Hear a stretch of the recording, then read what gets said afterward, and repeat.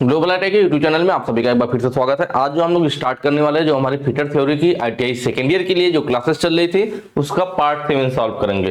जो लोग ये वीडियो पहली बार देख रहे हैं तो इससे पहले वो पार्ट 1 से पार्ट 7 तक की वीडियो देख ले, पार्ट 6 तक की, उसके बाद इस वीडियो को देखें तो ज्यादा अच्छे से समझ में आएगा, ज्यादा मजा आएगा। ठीक है, बाकी आपको फ्री पीडीएफ और फ्री टेस्ट कहां से मिलेगा उसके लिए मैं बता दूं। आपको उसके लिए इस वेबसाइट पे विजिट करना पड़ेगा www.globaliti.org। इस वेबसाइट पे जाएंगे ना, वेबसाइट ओपन कर दे, फ्रंट पेज पे ही आपको इस टाइप पे स्क्रीन दिखाई देगा और यहीं पे आपको सामने ही लिखा हुआ मिल जाएगा आईटीआई नीमी मॉक टेस्ट। इस पे क्लिक करके आप टेस्ट दे सकते हैं और आईटीआई नीमी क्वेश्चन पीडीएफ, इस पर क्लिक करके आप पीडीएफ डाउनलोड कर सकते हैं। ठीक है, तो ये दो तरीका मैंने आपको बता दिया कैसे आप पीडीएफ डाउनलोड कर सकते हैं और कैसे आप टेस्ट दे सकते हैं। या थोड़ा सा मैं आपको बता दूं, यहाँ पे आप अपने मोबाइल फोन में गूगल में सर्च कर लेना ग्लोबल आईटीआई। जैसे सर्च करेंगे पहले वेबसाइट मिल जाएगी globaliti.org के नाम से, इस पर आप क्लिक करेंगे, नया टैब इस तरह ओपन होगा। जैसा कि मैंने आपको बताया कि फ्रंट पेज पे ही आप थोड़ा सा नीचे स्लाइड करेंगे तो यहाँ मिल जाएगा ITI NIMI mock test, ITI NIMI question PDF. PDF download करना है, पीडीएफ वाले क्लिक कीजिए, नीचे को स्लाइड कीजिए, पूछेगा यहाँ पे आपसे कि भाई fitter theory PDF plus test लिखा हुआ है ना, कई सारे ऑप्शन है, इस वाले टैब पे क्लिक कर लीजिए, नीचे को स्लाइड कीजिए, फिर आपको यहाँ पूछेगा first year second year, second year पे क्लिक कर लीजिए, फिर थोड़ा नीचे को स्लाइड करेंगे और यहाँ पे आपको मिल जाएगा सारा पीडीएफ एक साथ लिखा है ना, theory second year PDF question bank. कोई भी पार्ट पे आप क्लिक कर लीजिए, तुरंत आपके सामने डाउनलोड होगा। जूम करके देखेंगे तो यहाँ पे क्वेश्चन के जस्ट नीचे आंसर भी दिया हुआ, जिससे आपको मोबाइल फोन में देखने में कोई दिक्कत ना हो। इसके अलावा टेस्ट देना है तो उसके लिए भी सिंपल है। होम पेज पे जैसे ही आप देख रहे हैं, पहला ही टैब हमारा टेस्ट वाला था, निमी मॉक टेस्ट पे क्लिक कर लीजिए, नीचे को स्लाइड कीजिए, यहाँ भी उसी तरह 2-3 ऑप्शन होंगे। यहाँ पे फिटर थ्योरी सेकंड ईयर लिखा है, यहाँ फर्स्ट ईयर या सेकंड ईयर है तो सेकंड ईयर पे क्लिक कीजिए, नीचे को स्लाइड कीजिए, बस नीचे स्लाइड करेंगे तो टेस्ट 1, टेस्ट 2, टेस्ट 3, टेस्ट 4, जो भी टेस्ट देना है स्टार्ट पे क्लिक कर लीजिए। उसके बाद नेक्स्ट क्लिक कीजिए, नेक्स्ट कीजिए, क्लिक कीजिए, नेक्स्ट कीजिए, मतलब इस तरह से बिल्कुल आसानी से आप टेस्ट दे पाएंगे। तो ये तरीका हो गया आपका पीडीएफ डाउनलोड करने का और टेस्ट देने का। ठीक है, अब हम लोग चलते हैं अपने क्वेश्चंस की तरफ। आज का पहला क्वेश्चन कह रहा है कि 230 डिग्री सेल्सियस तक गर्म करके किस प्रकार के कटिंग टूल को टेम्पर्ड किया जाता है। कि किस प्रकार का कटिंग टूल है जिसको टेम्परिंग करने के लिए, जिसका टेम्पर्ड करने के लिए हम लोग 230 डिग्री सेल्सियस तक गर्म करते हैं। तो देखिए, आप लोगों ने जब भी कटिंग टूल के बारे में सुना होगा ना, तो एक वर्ड हमेशा साथ में आपने सुना होगा, कौन सा भाई? Hard and temper. क्या वर्ड? Hard and temper. ये दोनों वर्ड आपको अक्सर ना एक साथ सुनने को मिलेंगे। क्या?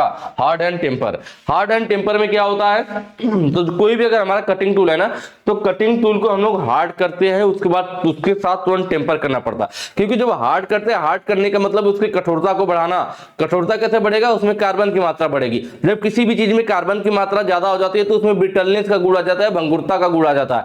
भंगुरता ब्रिटलनेस का मतलब है कि जैसे ही उस पर चोट पड़ेगा वो टुकड़ों टुकड़ों में बिखर जाएगा। जैसे चीजें ले लीजिए, छेनी ले लीजिए, आपने उसकी कटिंग एज की हार्डनेस कर दिया, उसको हार्ड कर दिया, कठोर कर दिया आपने, वो कठोर हो गया। तो उसमें जब कठोरता बढ़ता है तो कार्बन की मात्रा बढ़ती है, तो उसमें अतिरिक्त भंगुरता आ जाती है, जिससे जब हम हैमर से चोट लगाते हैं कटाई करने के लिए तो वो टूट जाएगा, टुकड़ों टुकड़ों में बिखर जाएगा। तो जो हार्डनिंग करते समय जो अतिरिक्त भंगुरता आ गई, उसके अंदर जो एक्सेस कार्बन आ गए, उसी को खत्म करने के लिए, अतिरिक्त भंगुरता को खत्म करने के लिए हमें उसके बाद क्या करना पड़ता है? हार्ड के बाद तुरंत टेम्पर करना पड़ता है। हमेशा हार्डनिंग के बाद तुरंत टेम्पर, दोनों एक साथ ये वर्ड आते हैं। हार्ड करने के बाद तुरंत हमें क्या करना पड़ेगा? उस कटिंग टूल को टेम्पर करना पड़ेगा। टेम्परिंग में क्या करते हैं? उसे हम लोग 400 डिग्री सेल्सियस से नीचे ही गर्म किया जाता है और ठंडा कर देते हैं, जिससे उसमें जो अतिरिक्त भंगुरता उत्पन्न हुई थी वह समाप्त हो जाती है और वो हमारे काम का हो जाता है। टेम्परिंग करने से उसमें क्या होता है? जब आप टेम्परिंग करेंगे तो अतिरिक्त भंगुरता समाप्त हो जाएगी और उसमें शॉक रेजिस्टेंस का गुण उत्पन्न हो जाएगा। किसका गुण उत्पन्न हो जाएगा भाई? Shock resistance. शॉक रेजिस्टेंस मतलब अब यह झटके को सहन कर पाएगी, या कह लीजिए टफनेस का गुण उत्पन्न हो जाएगा। टफनेस का भी मतलब वही होता है जो अचानक लगने वाले चोट या झटके को सहन कर सके।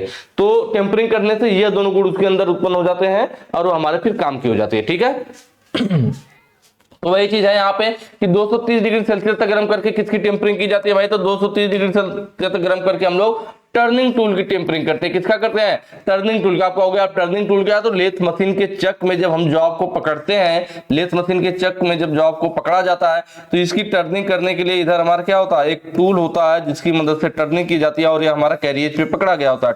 कैरियज पे जो टूल पोस्ट लगा होता है, यह हमारा क्या होता है? हमारा जो जॉब है या चक है, यह रोटरी मोशन करता है और इस टूल को हम लोग आगे पीछे की गति करते हैं, इसको लॉन्गिट्यूडनल मोशन कराते हैं। तो ये हमारा क्या करता है? परत भाई मतलब चिप्स की तरह इसको काटते जाता है। तो ये प्रक्रिया टर्निंग की होती है और टूल टर्निंग टूल कहलाता है। और इसी की बात करें कि इसकी टेम्परिंग करने के लिए हम लोग 230 डिग्री सेल्सियस तक गर्म करते हैं।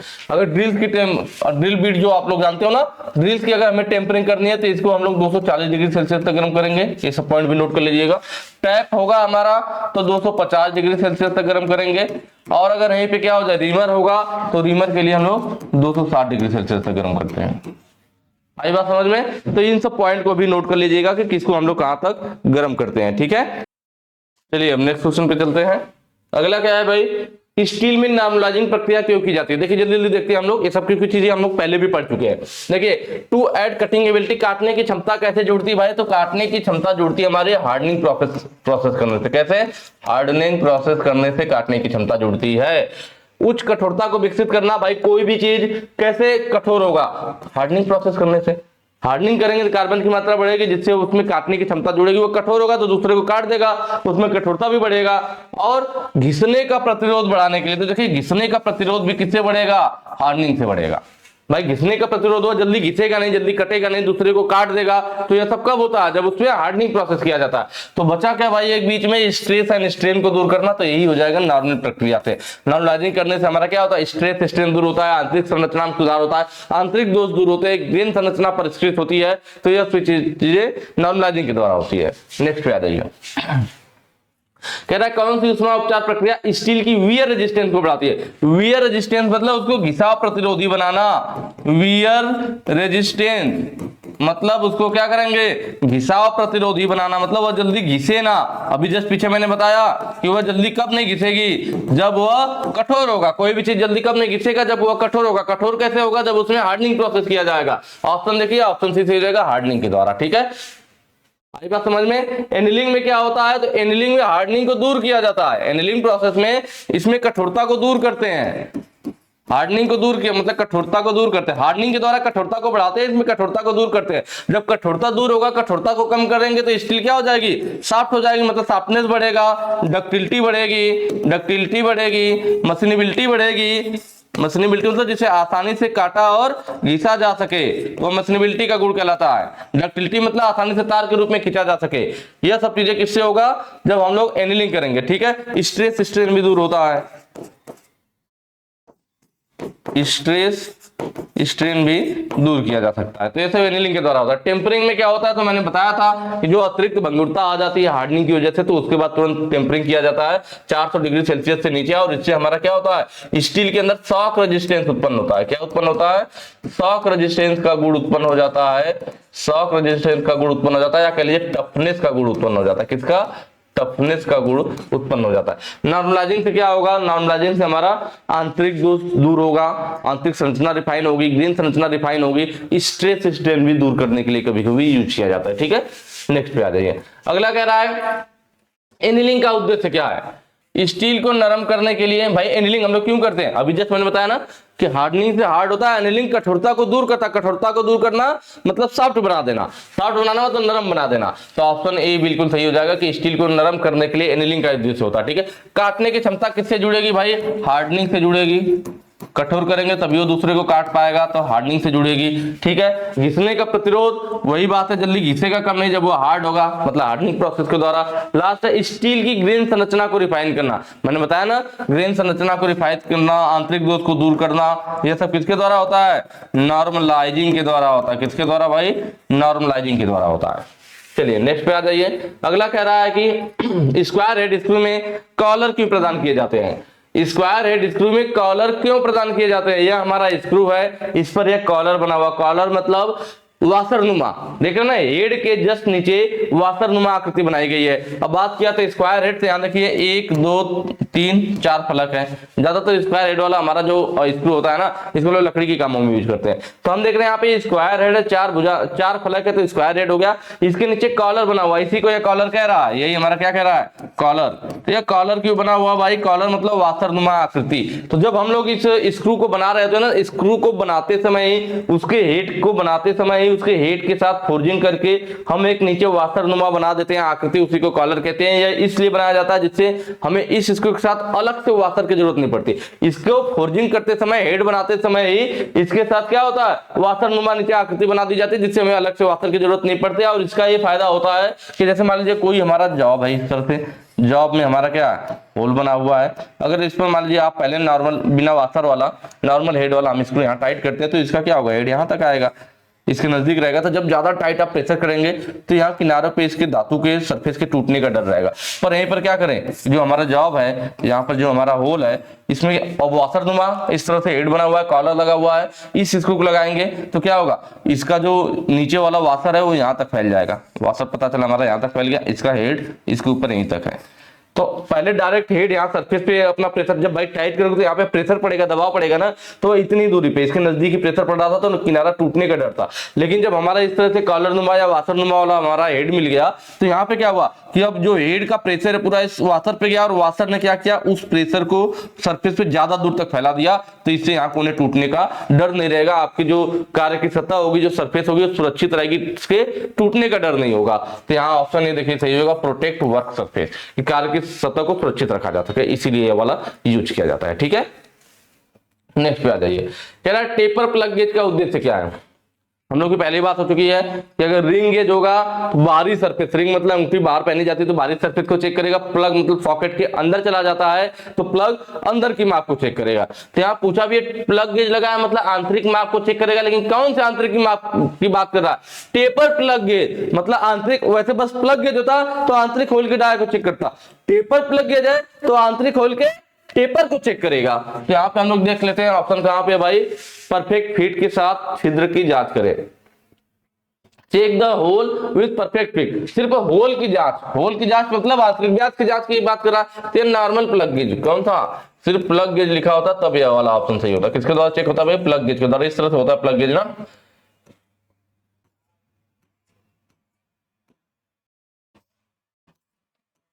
ये हमारा क्या है, प्लग गेज है, और इधर भी हमारा क्या होगा इसका,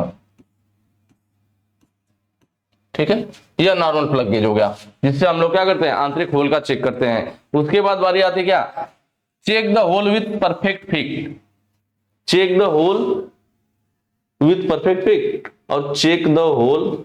देखिए थोड़ा सा इंग्लिश वाला इसमें गलत लिख दिया ना, इंग्लिश दोनों में सेम लिख दिया, check the hole with perfect fit, इसमें भी check the hole with perfect fit नहीं, इंजन के अंदर के थ्रेडेड डाया की जांच करें। ठीक है, चेक द इंटरनल थ्रेड होना चाहिए था यहाँ पे ना, अंदर के थ्रेडेड डाया की जांच करना हमें, या ना कि होल का। इंग्लिश वाला यहाँ पे गलत लिखा हुआ है, हिंदी वाला देखिए, पहले में छेद की जांच कर, दूसरे में थ्रेडेड की, थ्रेडेड डाया अंदर की आंतरिक थ्रेड को चेक करना है तो प्लग गेज ही होगा। लेकिन अब उसके आगे क्या लगा देंगे हम लोग, थ्रेड प्लग गेज। क्या लगा देंगे भाई, thread plug gauge. Plug gauge होगा आंतरिक माप चेक करेगा, थ्रेड लग जाएगा तो आंतरिक चूड़ी को चेक करेगा। तो यहाँ पे हमारा क्या हो जाएगा, थ्रेड प्लग गेज हो जाएगा। थ्रेड प्लग गेज में कुछ अलग से नहीं होता है, नॉर्मल प्लग गेज में क्या होता है, दोनों साइड यहाँ पे थ्रेड काट दिया जाता है, इधर भी थ्रेड कट जाएगा और इधर भी हमारा थ्रेड कट जाएगा, तो थ्रेड प्लग गेज हो जाता है। ठीक है, फिर कह रहा है check tapered hole. Tapered hole ऐसा होल है जो टेपर है, उस टेपर होल की हमें जांच करना है, तो वही होगा टेपर होल है तो टेपर वाला प्लग गेज चाहिए होगा, इसका मतलब ऑप्शन सी इसके लिए सही हो जाएगा। फिर क्या, बाहरी व्यास की टेपर्ड एक्यूरेसी की जांच करना। टेपर्ड एक्यूरेसी तो चेक करना, लेकिन बाहरी व्यास की टेपर चेक करना है, किसकी, बाहरी व्यास की। तो बाहरी माप को चेक करने के लिए रिंग गेज होता है, लेकिन बाहरी टेपर चेक करना है तो रिंग गेज तो रहेगा, लेकिन कौन सा रिंग गेज हो जाएगा, टेपर रिंग गेज। क्या हो जाएगा भाई, टेपर रिंग गेज हो जाता है, जो बाहरी टेपर को चेक करता है। तो इसका वाला ऑप्शन ए वाला सही हो जाएगा। और टेपर रिंग गेज हमारा कुछ इस टाइप से बना होता है, हम लोग पीछे देख चुके हैं। ठीक है, इसके अंदर क्या रहता है, इसके अंदर टेपर में होल रहता है, अंदर टेपर में होल होता है। चलिए नेक्स्ट पे आ जाते हैं। अगला कह रहा है एडजस्टेबल रिंग लैप में स्लॉट क्यों दिए गए हैं। देखिए एडजस्टेबल रिंग लैप, यह जो है फिगर ना, यह हमारा किसका है, एडजस्टेबल रिंग लैप का फिगर है, एडजस्टेबल रिंग लैप। ठीक है, एडजस्टेबल रिंग लैप पहले भी आ चुका है, पिछले वीडियो में मैं आपको बता चुका हूं कि इसमें क्या होता है, दो होल होते हैं और एक स्लॉट कटा होता है। यह स्लॉट कटा हुआ है, यहाँ पे देख रहे हैं ना, यह स्लॉट कटा गया है और यह दो होल है। तो जो दोनों होल होते हैं लैपिंग कंपाउंड को पकड़ने का काम करते हैं। दोनों होल क्या करते हैं भाई, यह जो दोनों होल है हमारे, ये लैपिंग कंपाउंड को पकड़ने का काम करते हैं। किसका, लैपिंग कंपाउंड लैपिंग कंपाउंड को पकड़ना। जबकि यह जो स्लॉट कटा होता है इसका क्या काम था, तो मैंने बताया था आपको, यह जो स्लॉट है हमारा साइज को एडजस्ट कर सकता है, साइज एडजस्ट, या फिर कह लीजिए जो हमारे लैपिंग कंपाउंड इन होल के अंदर भरे हुए हैं, जो होल हमारा लैपिंग कंपाउंड को पकड़ रखा है, उसके फीडिंग को कंट्रोल करने के लिए, क्योंकि जब आप यहाँ पे स्क्रू को टाइट करेंगे तो ये हमारा थोड़ा बहुत अंदर बाहर होगा, तो फीडिंग को कंट्रोल करना, मतलब यह स्लॉट साइज एडजस्ट के साथ साथ मेन क्या होता है, लैपिंग कंपाउंड के फीड को कंट्रोल करने के लिए,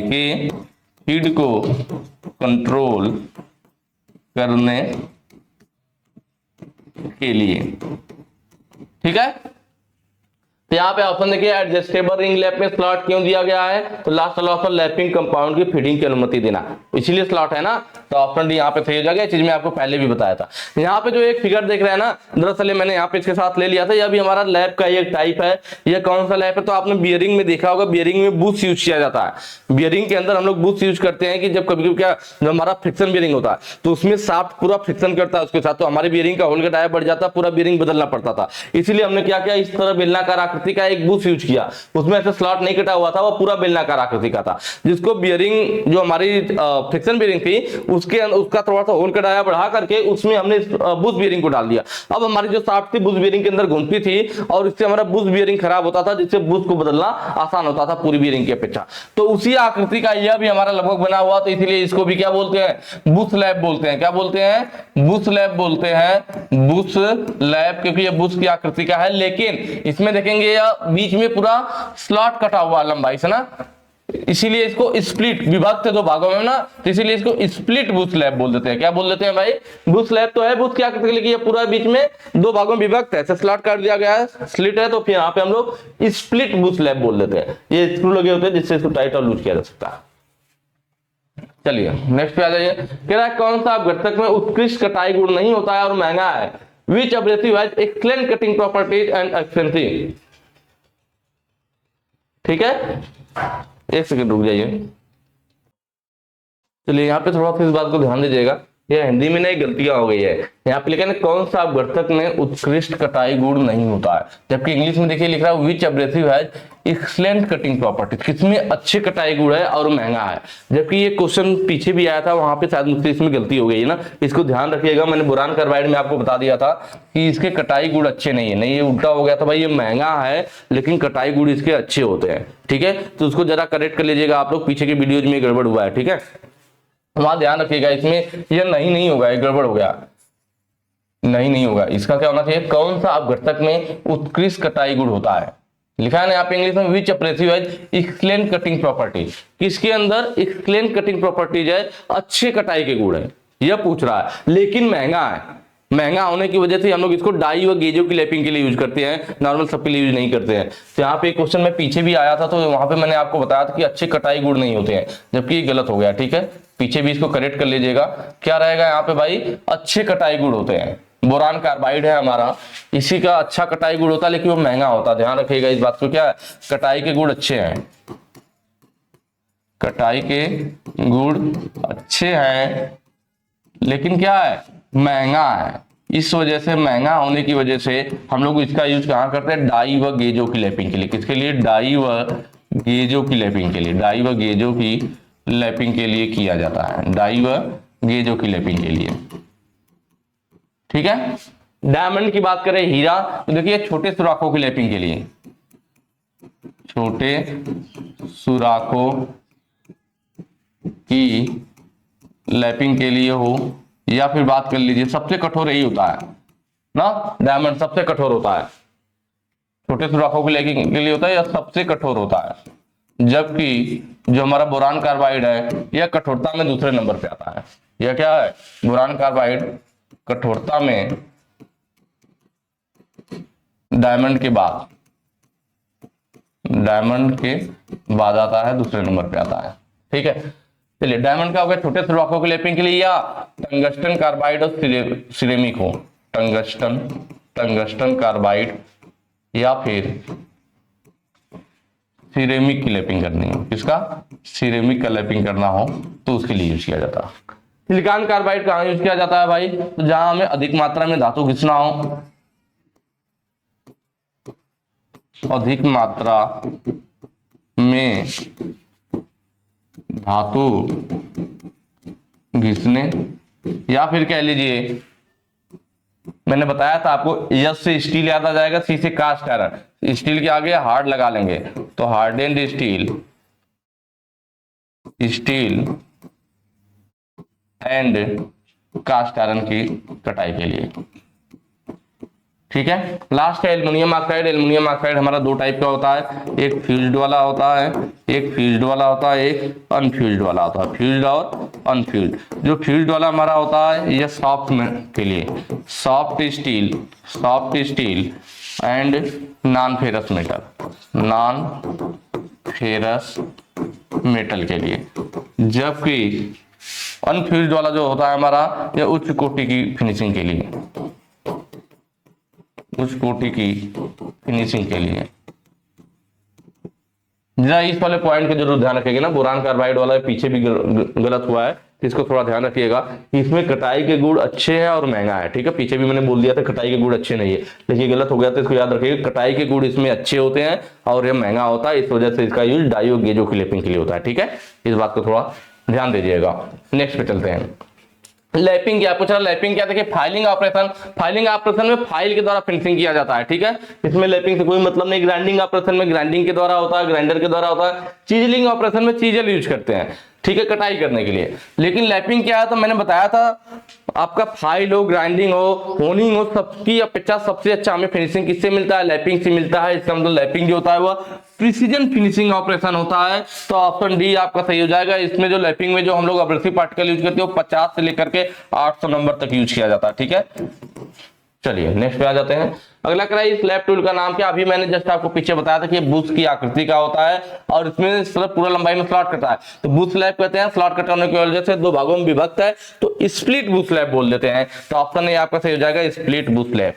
एडजस्टेबल रिंग लैप कौन सा है भाई? तो ये जस्ट यहाँ पे आपको दिख रहा होगा, अभी पीछे बात हुई है। दो होल होते हैं जो लैपिंग कंपाउंड को पकड़ने का काम करते हैं। स्लॉट कटा होता है जो एडजस्ट साइज को एडजस्ट करना हो या लैपिंग कंपाउंड के फीडिंग को कंट्रोल करना हो तो स्लॉट यूज किया जाता है। एडजस्टेबल सॉलिड लैप, तो यह देखिए हमारा क्या है, सॉलिड टाइप का दिख रहा है ना, तो ये एडजस्टेबल सॉलिड लैप होता है। और इसमें देखेंगे तो ये ग्रूव कटा होता है, ये जो कटा हुआ है ना इसके बॉडी पे, ये तीनों को हम क्या ग्रूव बोलते हैं। ग्रूव क्या करता है? ये लैपिंग कंपाउंड को पकड़ने का काम करता है। और ये इसकी पूरी लंबाई में जो लंबा सा स्लॉट जैसा दिख रहा है इसको हम लोग क्या कहते हैं भाई? स्लिट बोलते हैं। क्या बोलते हैं? स्लिट बोलते हैं। यह साइज के लिए होता है, फॉर एक्सटेंशन, साइज के एक्सटेंशन के लिए, फॉर एक्सटेंशन के लिए हम लोग ये स्लिट यूज करते हैं। ठीक है, चार्जिंग सिलिंड्रिकल लैप क्या? देखिए हमारे नॉर्मल सिलिंड्रिकल लैप पे बेलनाकार लैप है, उसको जब चार्ज कर दिया जाएगा, जब उस पे लैपिंग कंपाउंड को पेस्ट कर दिया जाएगा तो चार्जिंग सिलिंड्रिकल लैप हो जाएगा। नेक्स्ट पे चलिए, अगला क्या कह रहा है? मल्टी स्टार्ट थ्रेड की लीड क्या? भाई मल्टी स्टार्ट थ्रेड की लीड क्या है? ठीक है, पहले इसको थोड़ा सा समझिए तो आपको फार्मूला रटना नहीं पड़ेगा कि मल्टी स्टार्ट थ्रेड होता क्या है दरअसल। ठीक है, देखिए लीड क्या होता है? मल्टी स्टार्ट थ्रेड में लीड पूछा है ना, पहले हमें पता होना चाहिए लीड क्या होता है। तो कोई अगर मान लीजिए हमारे पास क्या है, बोल्ट है, हमारे पास क्या भाई, कोई एक बोल्ट है। ठीक है, बोल्ट पे भाई थ्रेड कटा रहेगा, बोल्ट पे क्या कटा रहेगा? थ्रेड कटा रहेगा। आगे हमारे पास एक नट है, नट के अंदर थ्रेड कटा होगा। तो जब हम लोग बोल्ट पे नट को चढ़ाते हैं तो नट को एक चक्कर घुमाने पे वह कितना दूरी चला वह उसका लीड कहलाता है। जब हम लोग नट को इस बोल्ट पे चढ़ाएंगे तो ये हमारा क्या है? ये हमारा नट है। तो जब हम लोग नट हो गया और ये हमारा बोल्ट हो गया। ठीक है, ये हमारा बोल्ट हो गया। तो नट को जब बोल्ट पे चढ़ाते हैं तो नट को एक चक्कर घुमाने पर वो बोल्ट पे कितना दूरी चढ़ा वही क्या कहलाता है? नट एक चक्कर घूमने पर बोल्ट पे कितनी दूरी चला वही उसकी लीड कहलाता है। क्या कहलाता है? लीड कहलाता है। तो अगर हमारा क्या होगा? सिंगल स्टार्ट थ्रेड होगा। क्या होगा भाई? अगर सिंगल स्टार्ट थ्रेड है, अगर सिंगल स्टार्ट थ्रेड होता है ना तब हमारी लीड क्या होगी? हमारी लीड अगर पूछा जाए सिंगल स्टार्ट थ्रेड में लीड क्या होगी, तो लीड बराबर, तो नट को जो हम एक चक्कर घुमाएंगे, अगर सिंगल स्टार्ट थ्रेड है ना तो वह एक पिच के बराबर दूरी चलेगा, मतलब एक थ्रेड के बराबर दूरी चलेगा। और एक थ्रेड से दूसरे थ्रेड के बीच की जो दूरी होती है ना, या इसको हम लोग क्या कहते हैं? एक थ्रेड से दूसरे थ्रेड के बीच की दूरी, रुक जाइए इसको मैं नीचे दिखा देता हूं ना। एक थ्रेड से दूसरे थ्रेड के बीच की जो दूरी होती है इसको हम लोग पिच बोलते हैं। क्या बोलते हैं भाई? पिच बोलते हैं।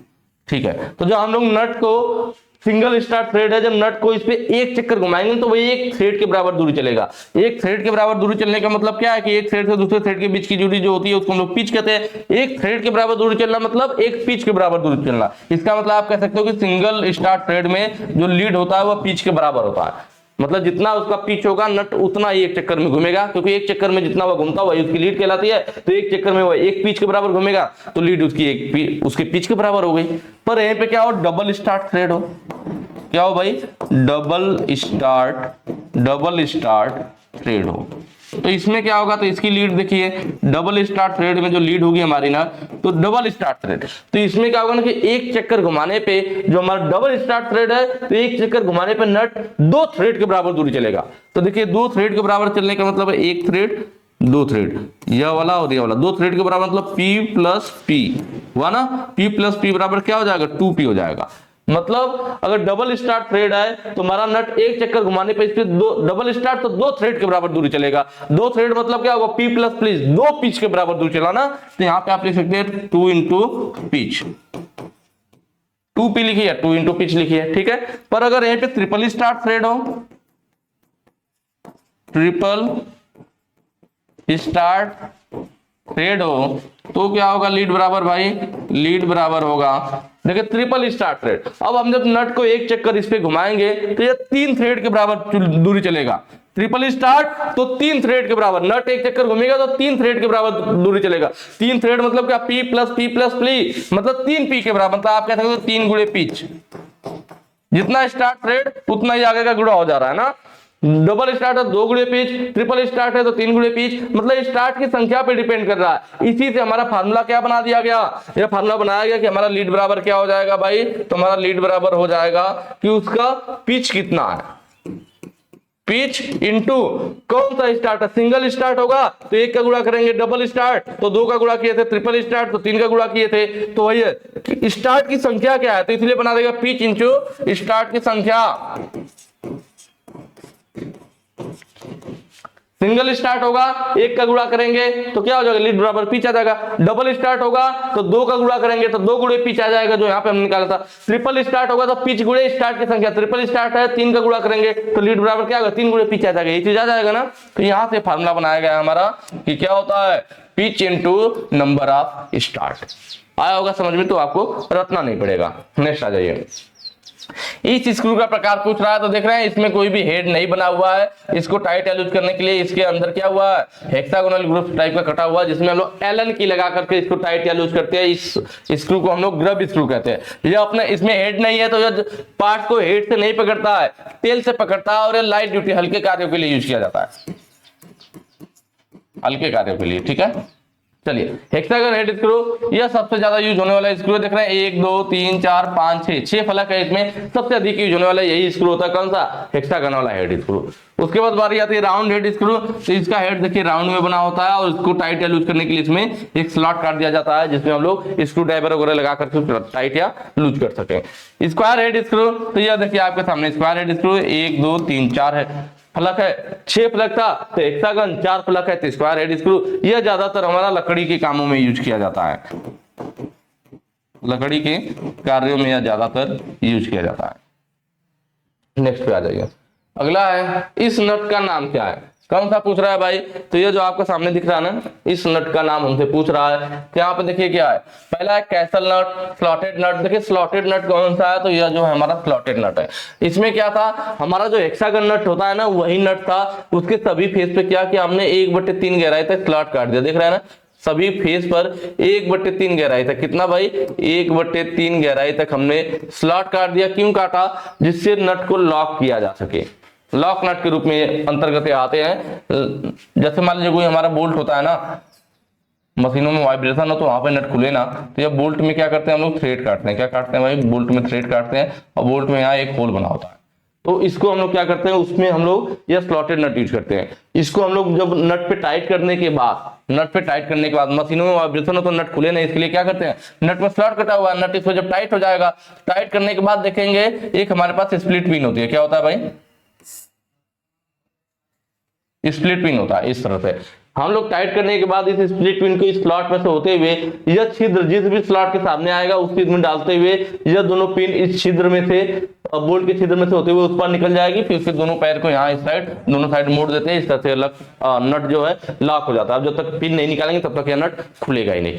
तो ऐसे जगह पे हम लोग इसका यूज करते हैं स्लॉटर नट का, जहां पे नट को लॉक करना होता है। फिर वहीं पे हमने क्या किया, जब हम लोग यहाँ पे क्या कर रहे थे लॉक करने के चक्कर में इसमें उठे 3 गिराए थे, स्लॉट कर रहे थे, इससे हमारे नट की स्ट्रेंथ कम हो जा रही थी, नट कमजोर हो जा रहा था। तो इसकी स्ट्रेंथ कम ना हो, नट कमजोर ना हो, फिर भी हमारा ये काम हो जाए, उसके लिए फिर हमारा क्या किया गया, कैसल नट बनाया गया।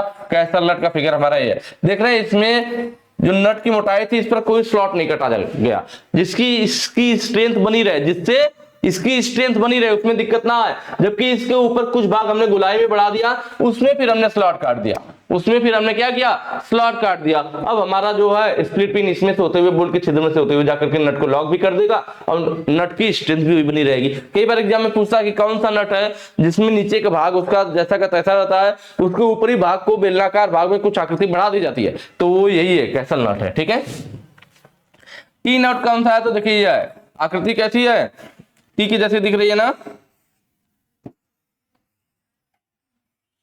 टी नट है, आकृति टी के जैसे दिख रही है। ये ज्यादातर हमारा मशीन टेबल वगैरह पे जहां टी स्लॉट कटा होता है ना, वहां पे वाइस वगैरह को पकड़ने के लिए हम लोग इस टी नट का यूज करते हैं, वहां पे स्टड यूज कर लेते हैं। दरअसल हमारा जो मशीन टेबल होता है ना उसमें टी स्लॉट कटा होता है।